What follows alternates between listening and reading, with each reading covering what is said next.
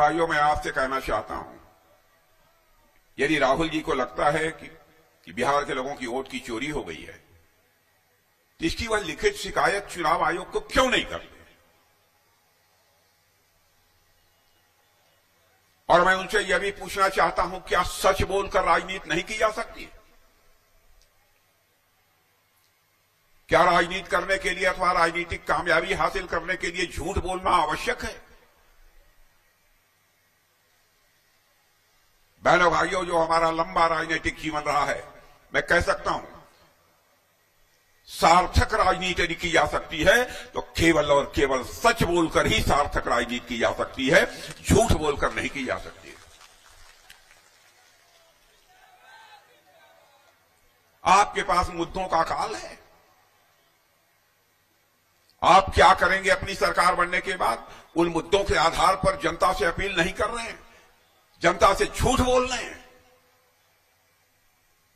जनता को गुमराह करने की कोशिश कर रहे हैं।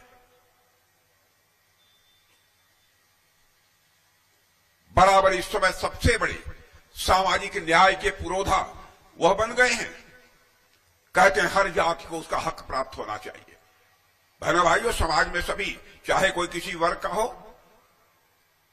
सबको उसका हक प्राप्त होना चाहिए, इस पर कोई विवाद नहीं हो सकता। लेकिन मैं कहना चाहता हूं कि आप नेता बनना चाहते हैं तो आपको त्याग भी करना पड़ेगा।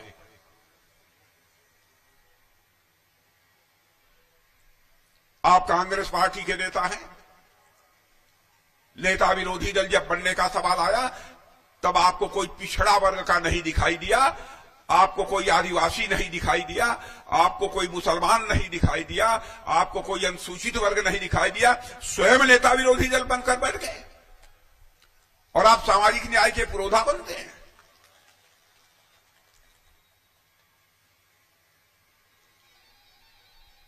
जहां तक भारतीय जनता पार्टी का प्रश्न है, नहीं, जहां तक एनडीए का प्रश्न है, मेरे बहनों भाइयों, उठाकर कोई देखे।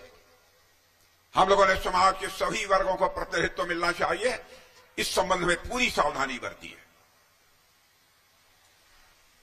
राष्ट्रपति बनाने का भी प्रश्न है, तो देखा अनुसूचित वर्ग का नहीं है कोई, अनुसूचित वर्ग से भी बनना चाहिए, बनाया।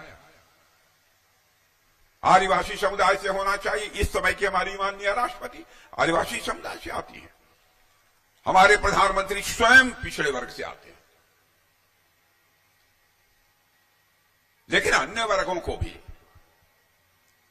जो समुचित प्रतिनिधित्व मिलना चाहिए, हमारी भारतीय जनता पार्टी में है।